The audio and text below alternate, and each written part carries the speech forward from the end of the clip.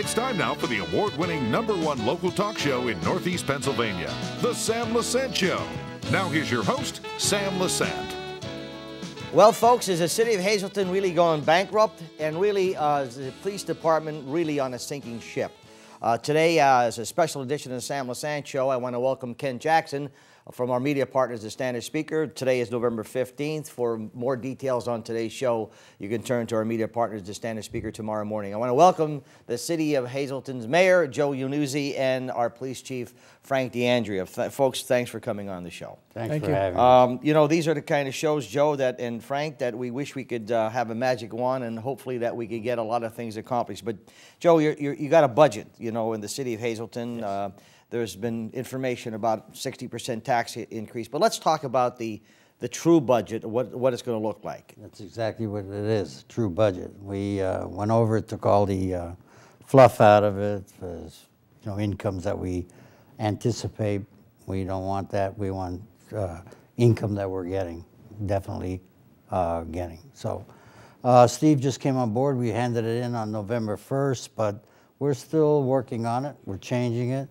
It was on this Monday's agenda for council, and council also set up a meeting for the 28th just for that reason. And I thought that since it's on the agenda, it shouldn't be on the agenda, because once it goes on the agenda, you have to take some action. You have to either table it or vote it in or vote it out.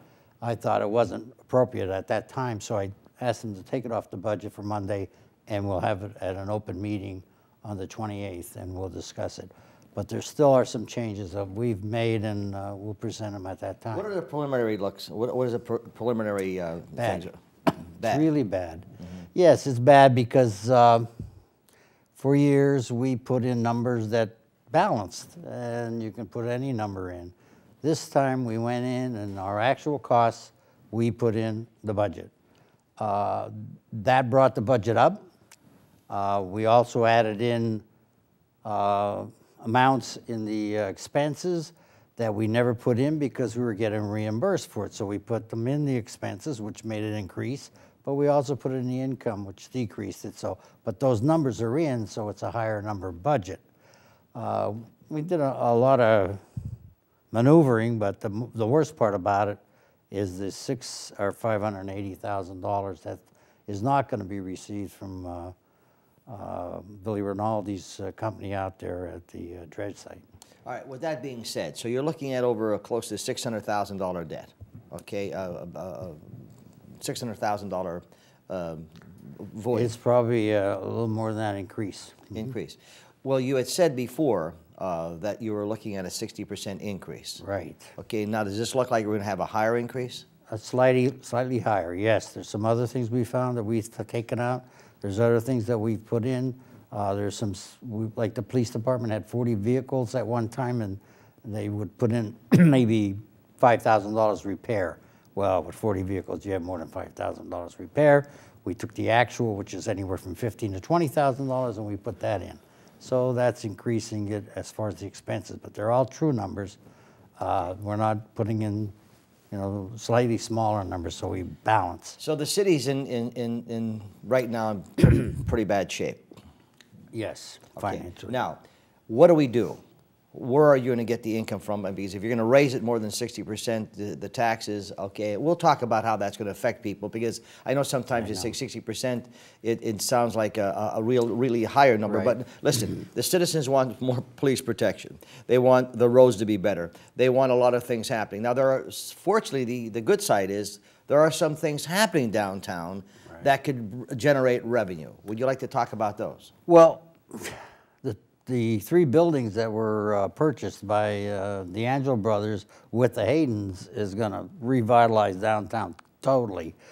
We've had these buildings here with maybe 10 to 20% occupancy. Now they're going to probably fill them up, because once the DeAndrea start moving down here, people are going to want to be downtown with them. How many people are they thinking of bringing down? 200-300 people? Is that the number I heard? Right. Now they have 24 here already. Right. So now I understand the Hayden building is practically almost 85% 85% full. Okay, which is tremendous.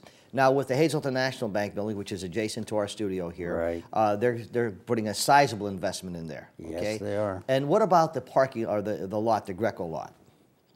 The Greco lot, it's being disputed by the Grecos. They don't want us to take it, so they're claiming, you know, that we did improper things, but that's still in court, ready to go to court. I'm sorry, but that's going to take some time now because they're opposition. Well, if nothing is done, assuming there is, how long do you think that's going to be tied up? They'll be tied up for over a year. So now, with the DeAndrea brothers coming down and Hayden doing the renovations, and hopefully, did they have a time play where when they're going to be bringing the people down here after the, when will They be? said within the year to 2 years, they'll have everybody down here. So hopefully by that time, there'll be a resolve on the. You're right, and Now, it'll be under construction. Is it still in the plans to put the robotic garage there? Yes, it is. Okay. So far, it's still there. One of the plans we have is to take some of the money and renovate the old garage so that it gets up to par. Because I think they're putting in 100 people, so they need 100 spots. Yeah. And the garage is really in bad shape. So. Okay, how many, if the robotic garage goes up, how many cars could you park in there? Well, we had it planned at 139. You know. Which means that they would take the whole thing. Well, they'll have property over there in the old parking garage. That's where they're going to put. So both garages would be full, and that would be an income coming into the city. Right. That's another income that nobody realizes. But if that happens, it will be good. But we wanted that building there to help with the Northeastern Bank, or was NB? What is it called? Northeast, right? Our bank here? Oh, HMB. HMB. Hazleton that National. bank, yeah. So, that'll be if the court allows you to do that. Assuming Grecos they win and they could do their own thing, where are you going to put these people with their cars in parking? That's going to be a problem. That's going to be a difficult problem. We have no alternate plans here. No. All right. No, so because we were set on that. Okay. All right, we so, have other properties we could put it on. All right. So Joe, what some of them, I'm going to cut to the chase here. Okay. Some of the people are saying, look. The city, there's no question, is in bad health. And incidentally, this is no news bulletin because all across the country, cities are filing bankruptcies. They're having major serious problems, okay? Right. But now, you know, here it goes. People are thinking, well, look, he's going to be forced. He's going to be in a situation so our city doesn't go bankrupt and we don't lose the services that we need. And when we talk to Frank, he's going to tell us why, you know, what he's facing right now. There goes the water department. You're going to sell it. I am. I'm asking you, is there a possibility that you may... It's always on the table. I said that before. It's always there. I would love to sell it. It would solve a lot of our problems, but right now we're trying to solve it without selling it. All right, so if you're going to be over 60%, what you're saying, it'll be higher than 60%, how does that affect individual property tax owners? Well, if you have a $100,000 home, it'd be about $150, $160 a year. More. More. Right. Folks, I'm talking to Mayor Joe Yannuzzi. As you know, now we're just told that the budget is worse than it was before, and so we're looking at maybe a higher percentage now in taxes. We didn't even get to the police department. If you remember reading in the newspaper a few weeks ago, the headlines was that there's a sinking ship. The chief thinks that the police department really needs a revamping. And we've been talking to the chief a number of times. And remember, the way the city of Hazleton goes, it affects the entire area. We'll be back right after this. Thanks for staying with us, folks. I'm Sam Lesante. We said before in the beginning of the show that the city of Hazleton is looking very bad. Frank DeAndrea, the police chief, said the police department really is on a sinking ship. Today is November 15th. This show will be seen for 1 week, as you know, but tomorrow you can pick up the standard speaker. Ken Jackson's here in the studio for full details on what's being discussed today. We already heard the bad news. There's going to be more than a 60% increase in the city of Hazleton, and things are not looking good. Now we're going to get worse. Frank, 2 weeks ago, you were in the paper and you said that the police department's a sinking ship. Certainly that's very discouraging to people in Hazleton, knowing we need more police coverage, and you guys are stressed the way it is. Again, kudos to your entire team. You know, there's no question they're working their butts off, okay? What's your response?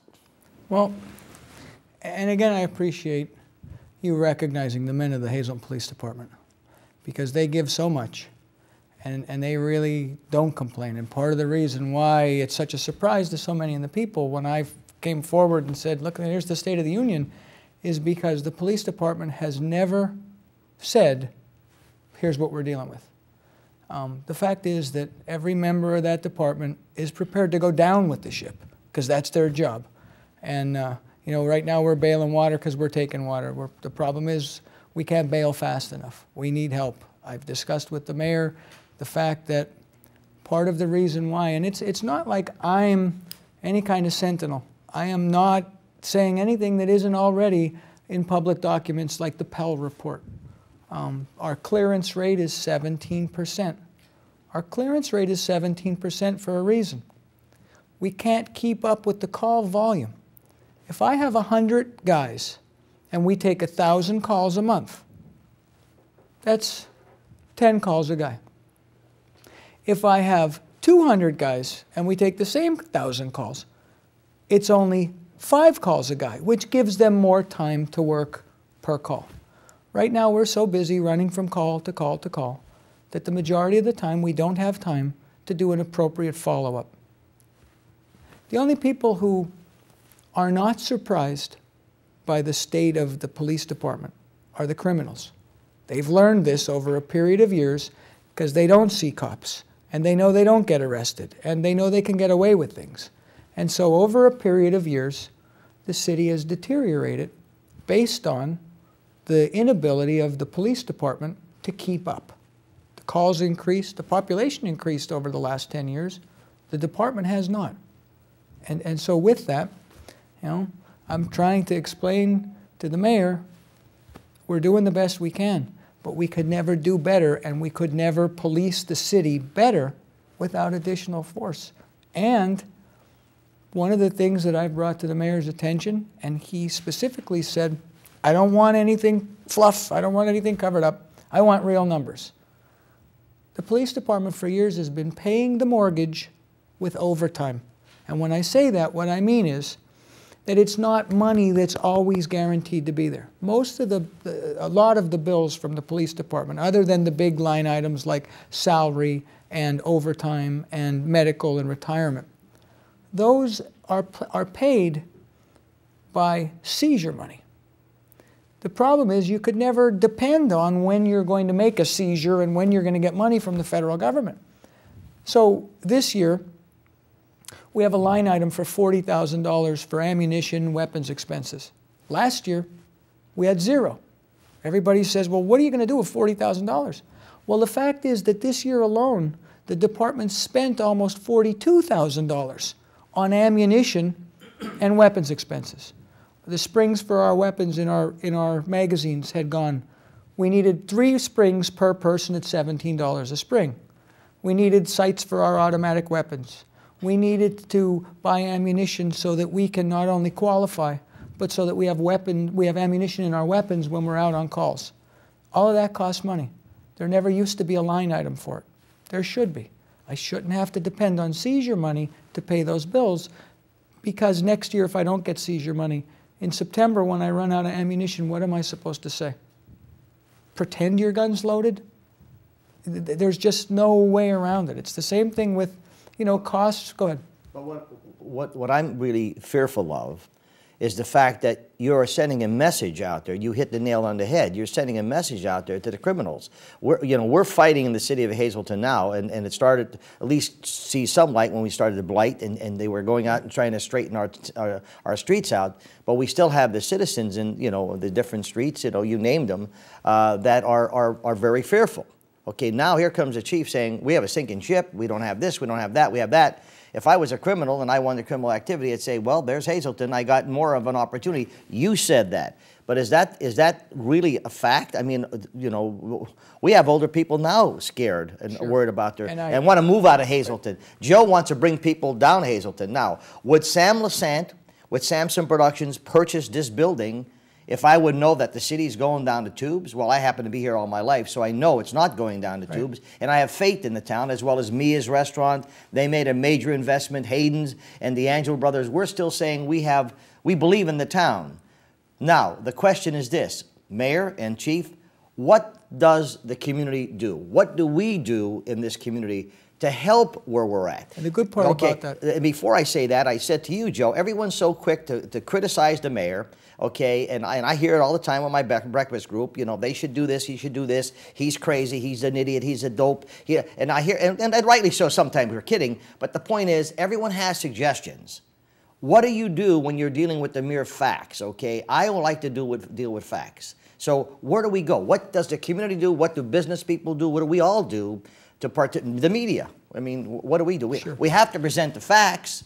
Okay, so what do we do? Joe, let me start with you. Well, let me just say one thing right off the bat.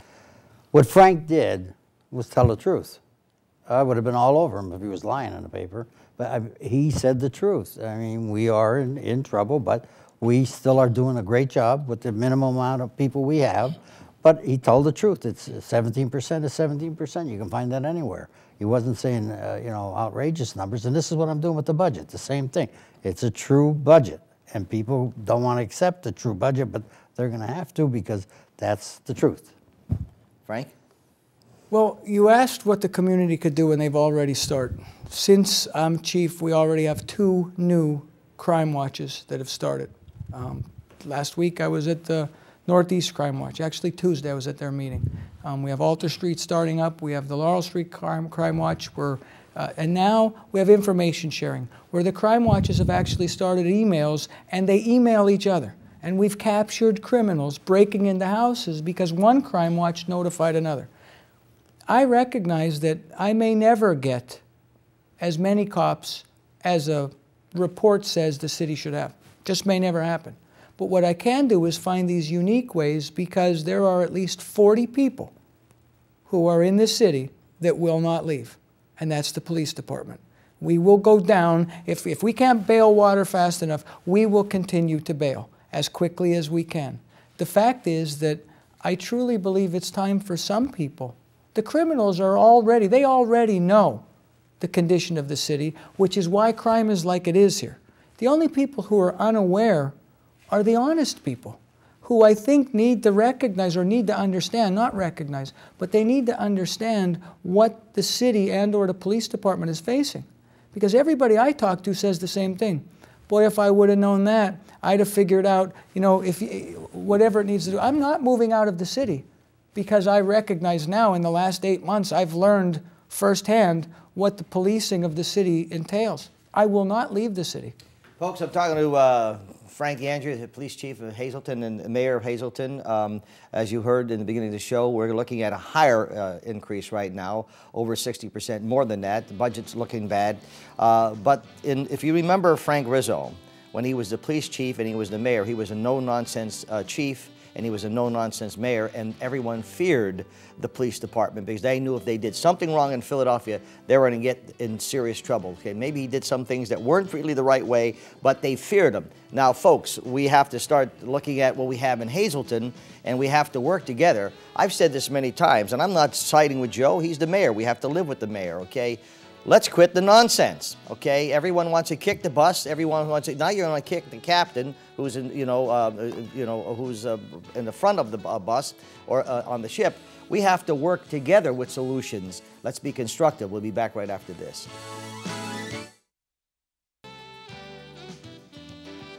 Welcome back to the Sam Lesante Show, folks. My guest, Mayor Yannuzzi, and Police Chief Frank DeAndrea. I want to thank Ken Jackson from the Standard Speaker. Tomorrow, November 16th, you'll read a lot more about this, or go to our website, ssptv.com. My email is sam@ssptv.com. I said before the break, we got to work together. Okay, we really have to work together. Joe, what would you recommend as far as people working together with you to try to get through this serious matter that we're in? If they would understand what we're doing here, this budget that I presented, there's no increases except for slight raises that people had, or raises that people had, where you have the same amount of manpower. We're not asking for any more. I think we asked for 2 police because we had 40, and we want to stay at 40. And that's about it. I mean, there's no other stuff in there that wasn't in before. We paid for stuff that wasn't in, that should have been in, and that's what my budget has. I know Frank, He's probably disappointed that his arrest rates or convictions are not up, and that's what he's complaining about. But if you talk to people who've had a crime happen, and our police force has been there and responded well, and they're appreciative of it. He's a little disappointed in the numbers, but they are the true numbers. Frank, so I said before, you know, we have to have a strong force here, people knowing they're not going to get away with the crime, okay? And I don't want them to take this sign of weakness, you know, that, you know, the police department is not going to be there on top of you when the calls are made. So, and you are bailing them as much as possible. Once again, they're doing a great job. So, once again, going back to the community, okay, let me feel a little more comfortable here with our police department, knowing that the city is not going down the tubes immediately here. Well, the fact is, the police department has and always will be there. And we will constantly and always respond to every call that we get. So not feeling safe, the problem, what I try to explain is, we could never be proactive. We can't get on the other side of the curve without additional staffing and additional funding. The city is in the state that it's in. It was in that state when I took over as chief. It can't get better without a solution.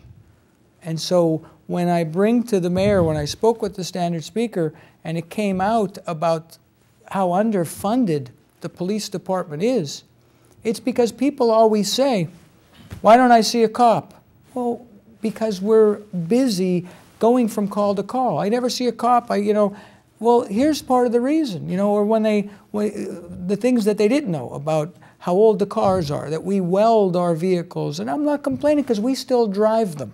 I drive my own car at work because there isn't a car for the chief of police anymore, and I would not drive a car if my guys didn't have cars. So I give up my car. But the fact is that the city needs, I believe, to recognize and at least understand what the police department and every department in the city faces. So, Joe, how do you encourage new business to come in town? How do you encourage, do we see a light at the end of the tunnel here? How do you encourage people to want to come downtown to set up a business, a small business or whatever, an office? You know, what I'm looking at is doom and gloom, which I'm hoping we're able to get out of this. But, you know, we can't put our heads in the sand and say, give up. Well, I had the opportunity to talk to the DeAndreas. They were going to move out of town, and when we talked it over, they realized that, yes, we are going to do things, and things are going to happen downtown, and they felt committed to downtown after that, and here we are. And people should realize that we're trying to make this a better community and not trying to destroy it, even though, you know, we are in trouble financially. Doesn't mean it's the end of the world. We can solve that problem very easily. And move on. You feel good about downtown, so do the rest of the people. There's not a big amount of people out there that are just saying negative things about only the city. the sour grapes of people who ran for office and didn't make their office right. and still have the problems. Yes. Okay, and I don't care if they think I'm picking them. It's just that it's nonsense. You know, let's put them aside now. Whether you're Democrat, Republican, you know, let's work. We have to work with. Okay, and that's the problem. You don't need someone pulling you down. Okay, right. So that's what my concern is. Part of what I believe, though, is there is a solution. I truly, firmly believe that the police and the city can be a better place and a safer place. But the first step to solving a problem is knowing that you have one. And that's where we're at right now. Because so what do you think the solution is? I can't figure out where additional funding or staffing will come from. If you had money, what you could do. That's what you're saying. And if you had money, you could Absolutely. there'd be no problem. That's Absolutely. always the case. So, Joe, what do you think the solution is? The taxes are going up, and what other things are on? I think we have to step up. We have to accept what we have here. It's the minimum amount that we could possibly get. I mean, we can't cut the police force. We can't cut the highway. They're down to 10 people anyway, 11. You know, we just can't. City Hall employees, we can't cut them out. There's hardly any there now. You know, if you look at some other budgets throughout the communities, look at Lebanon, 25,000 people, just exactly like us. Guess what their budget is? 24 million is their budget. Ours is 7 million. There's Easton, 26,000 people. Their budget is 28 million. Right. We're at 7 million. Well, and part of the I mean, budget, like, compare.